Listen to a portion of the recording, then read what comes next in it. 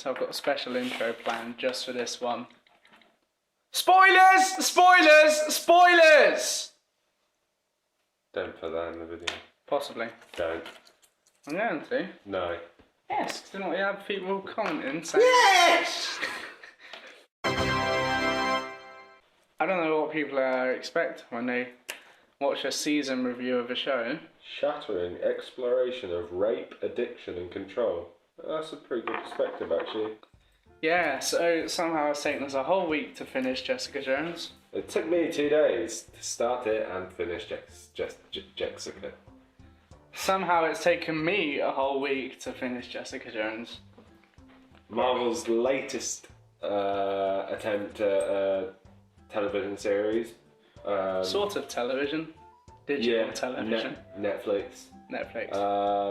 And it's definitely not disappointed. Definitely not. It's a follow-on from where Daredevil left our expectations, I would say, of what Marvel can do on the television screen as opposed to the big screen. They definitely have some brilliant characters in development for their television shows, but let's not talk about Daredevil, let's talk about the characters in Jessica Jones. So, let's talk about Steve Rogers. Jessica Jones. Who's Jessica Jones? Jessica Jones. She's sort of a side role in the series, really.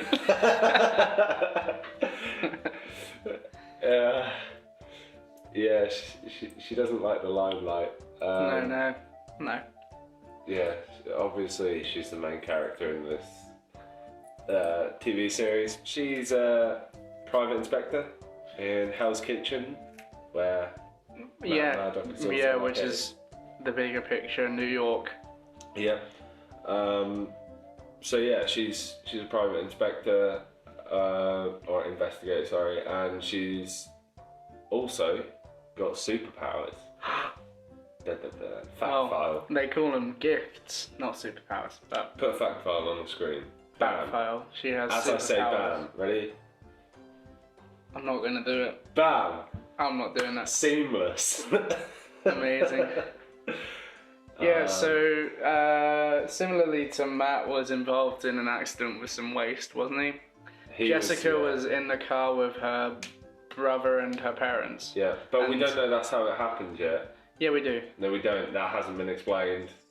Well, no, it hasn't, but I mean, you know. No. She had that crash, she was the only one left alive, and after that she could hold a porcelain. No, we're not here to make assumptions. We're talking about what we know. I mean, I'm pretty sure that is it. Anyway, so regardless, however other unexplainable way she got her powers, she has them, and she's pretty much just really strong. She has slightly better healing. And she can almost fly. She can sort of jump about 10-15 foot. Higher. No, 10-15 foot? That's hardly anything. I was trying to think stories, but we didn't really use She stories. can jump like the size of a building, like a house. Yeah, a decent sized building. Maybe a small office block. Perhaps. Maybe. I don't know, we haven't really seen it to the full extent. She can obviously also survive those falls. Yes. Landing properly to defy gravity. So let's talk about her as a character. I prefer we're going to compare it to Daredevil because they are obviously very similar. So I prefer Daredevil's abilities. I think they're more interesting, more intriguing. I prefer Jessica Jones as a character. She's far more witty, sassy. More lively, really. Yeah, definitely. Matt's a bit of a not stale, but he's a very traditional sort of reserved character. He's a Catholic. Like, yeah, he's exactly. Just so yeah, Jessica is definitely a far more, I don't want to say interesting character because her backstory is no more interesting than Matt Murdock's. I think Matt's backstory is more interesting because of how he got trained by Styx. Styx? Yeah. He got trained by Styx, and his dad was a what did he do? He boxed for money, then he got murdered. Anyway, off tangent again.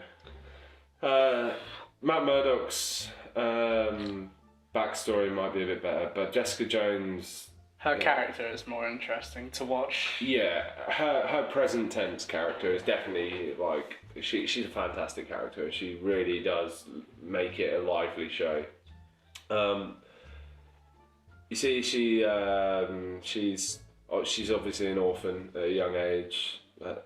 Yeah, she's what, similarly like to Matt teenager Murdock as well. It seems from the flashback. She's probably 13, like 14. I say, exactly max. the same as Matt Murdock. There are so many similarities. Matt was a bit Obviously, there would younger, be, but regardless, so she's a teenager. Let's forget about Daredevil for a bit. It's difficult, but so she's moved in with Trish.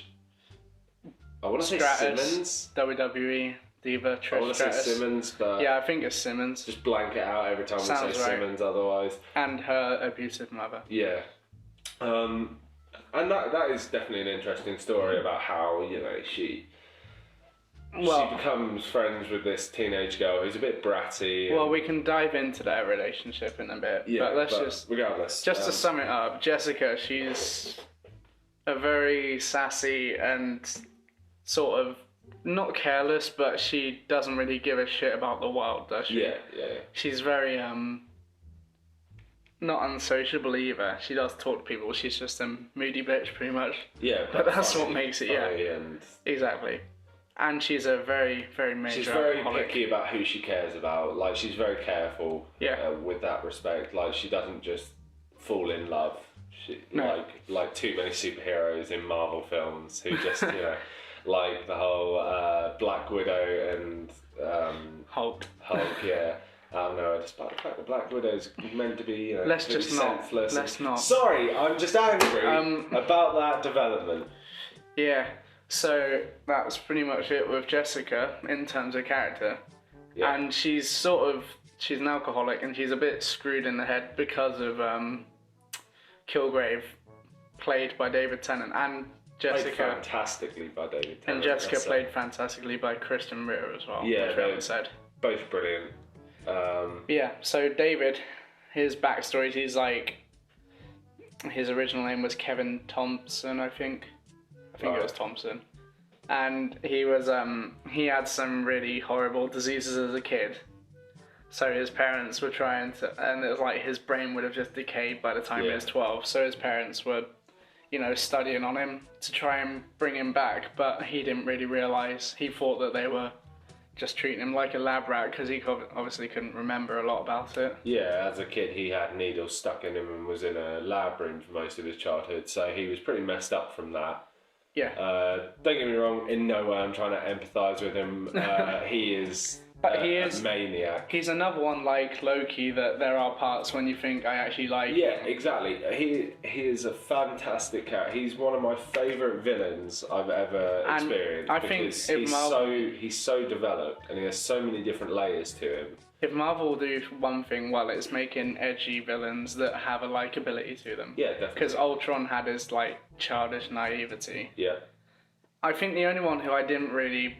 Wilson Fisk, I guess I felt bad for him because they're very similar. He was sort of a child abuse, wasn't he? Yeah, Wilson Fisk had his dad who was just a horrible father and would beat his mum and so, would beat him. To a certain degree, he applies as well. But what you do get with both of these villains is whilst you have their sort of they make you understand their backstory, so you know why they're bad, but you don't in any way sympathise with what they're doing. They make it totally unjustifiable. Yeah, like the fact that, and again, there are spoilers in this, so just click off and watch the thing and then come back if you don't want the spoilers. But the way Kilgrave just completely mindlessly and just without thinking about things will tell someone to cut themselves.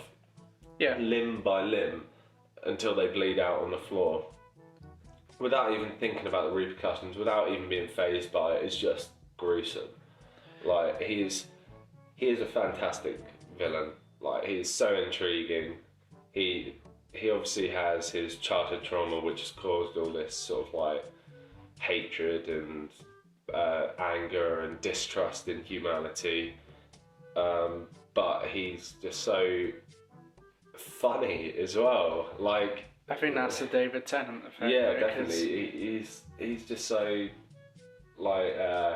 witty with all of his remarks, and he's a quirky character, isn't he? Yeah, definitely, and he's clever. He's calculated. He loves being melodramatic, sort of like building up suspense, and again, it's very Loki-esque, and we've said Moriarty from Sherlock as well. He is a spitting image for me of Moriarty and Sherlock. But he does have a soft spot for Jessica, and that's what's caused this. Is that he took her under his wing? Yeah. Sort of half and half had her under his control. Well, although he believed that some of the time she wasn't. But I think genuinely I believed that he sometimes didn't know that he was controlling her, because like he says in the TV show, he has to be so careful with what he says. Yeah. Like that he literally can't say anything without people taking it literally. No, because it's it's just the way he is. He's a mind controller. But yeah, he genuinely loved Jessica, and she felt trapped with him. And then the event happens, which we're not going to describe, but the event happens that sort of clicks something in Jessica's mind and makes her realise that she's not under his control anymore. Right, yeah. And this causes Jessica to go off on her own path and seek revenge on Kilgrave, and for Kilgrave to sort of he just sort of spews in hatred for what she did. And he's wanting to plot his way back into her life and sort of hope that she loves him, chooses to love him, which plays out. But that was the point, was that he felt for the first time that he didn't have to control her for her to like him. Yeah. Although again, we sort of learn later that was a lie. Trish Walker is Jessica Jones' best friend and also technically her sister. After Walker's family take her in as a teenager. Yes. After, as I just said, the accident.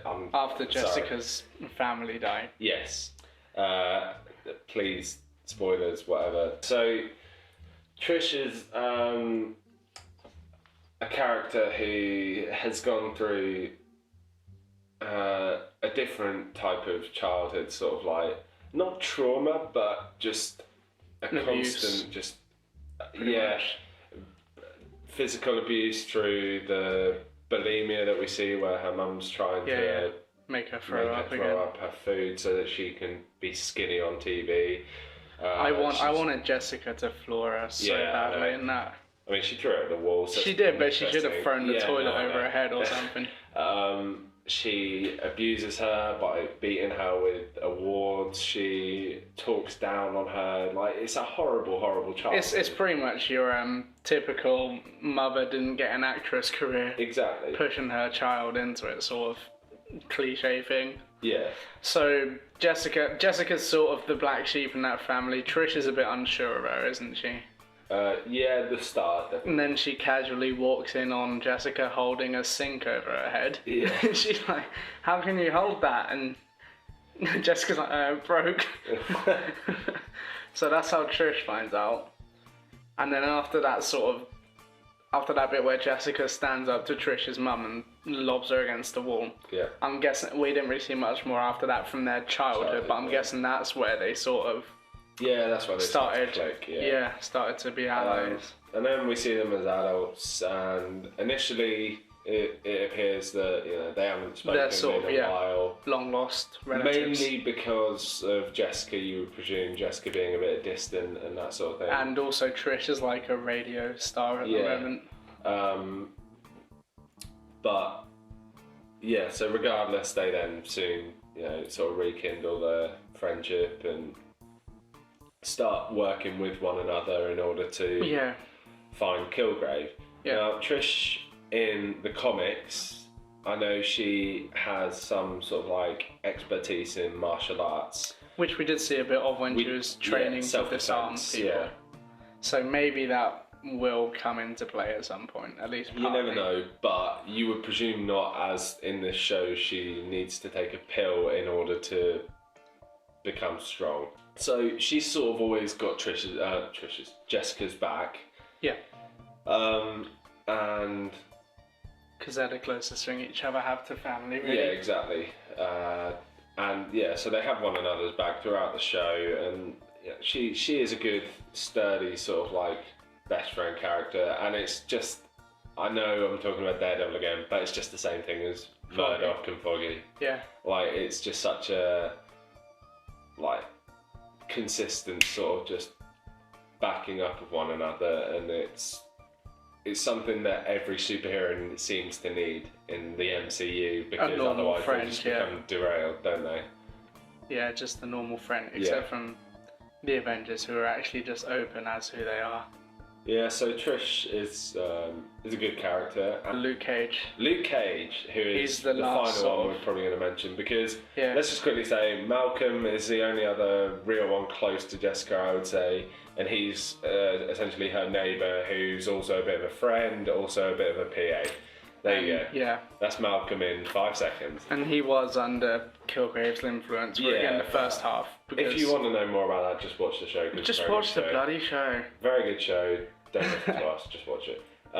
Luke Cage. Luke Cage, who is probably one of the most important characters in advancing this Marvel MCU television. Mainly because he's got his own series confirmed. Exactly.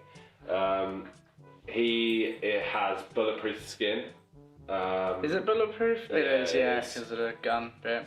Yeah, it's bulletproof, fireproof, whatever. It's just impenetrable. Really tough skin. Yeah. We don't know how he got it. Yeah. No, it doesn't seem like he's had an accident of any sort. But we might find out in his TV series. Or in another, So, Luke Cage, he owns a bar, and the way Jessica meets him is by being hired to spy on him, essentially, and take photos of him incriminating him for sleeping with someone else's wife. But she seems to, I wouldn't say she falls in love. She feels bad. She sort of starts getting a guilty conscience, because she has that whole speech about how the people go through the denial, having seen the photos, and they blame you for it and everything as a PI. So I think she just sort of, She likes Luke, but like I say, she's not in love with Luke. She isn't in love with anyone other than Trish, who she loves. I think she's a bit startled at the fact that there's another one like her. Yeah. At the very beginning of finding out that Luke's more than what she thought. Yeah. How did she find that out? Was there a bar people fight? break into the bar. Yeah. Someone tries to slit his throat with a bottle, which is quite funny, and it just like rubs. Oh yeah, it was that it was the husband who hired Jessica and his friends, was it? his rugby friends. Yeah. Oh right, okay, I didn't realise. They all went in and All right. Yeah, so that's how she finds that out. Yeah. Then they sleep together, as you would. There are a lot of sex scenes in this show. Yeah. That's one thing that should be said. It's very much an 18 show. Yeah. Any extra credits for references? I don't think there are. We had There was a kid in a Halloween costume, Captain America. She said, "Why didn't you blame the flag waver and the green guy?" Yeah. Captain America and the Hulk. And then you had pretty sure they mentioned New York. They said something about aliens come down, yet you worried about us. No. Something along that. It was the lady from Breaking Bad, Gretchen in Breaking Bad. That lady. Yeah, it was. Yeah. The only thing that disappointed me was the lack of weaving in Daredevil and the Marvel Universe as a whole. Yeah, I do like that. I think that's one of the. I know a lot of people disagree. A lot of people would prefer it if they didn't just give throwaway lines, but I quite like them. It makes it feel whole universe. Some of the only redeeming parts of Ant-Man for me, no offense, because I really liked it, but some of the most redeeming parts were the references and the bit where they went over the Avengers base. Yeah. Those were the best parts for me. Well, and again, as anybody who watches DC, The Arrow and Flash, you know that when they weave it together, it just makes it such a better universe. Yeah. For the shows, because it makes you look forward to things more. Yeah, and what I'm hoping is that was just because this season was Jessica fighting her own battles. Well, maybe next season she'll be paying more attention to other things. I think they had a lot to get through in this season. There were a lot of intricacies, there were a lot of developments. They did throw a few in there. They had the nurse from Daredevil in the last episode, yeah, so that which was is nice something. because now they can weave that in. And she did make a few references, like, you know, you're not the first one, She gifted said, one I've had. if you need help, I know someone. So Yeah. that could be a way that they introduce That's what I'm one thinking. another. I think that's the most plausible. That's what I just thought as well, is maybe Daredevil teaches Trish better karate. Ooh. Oh. You should get commission for that.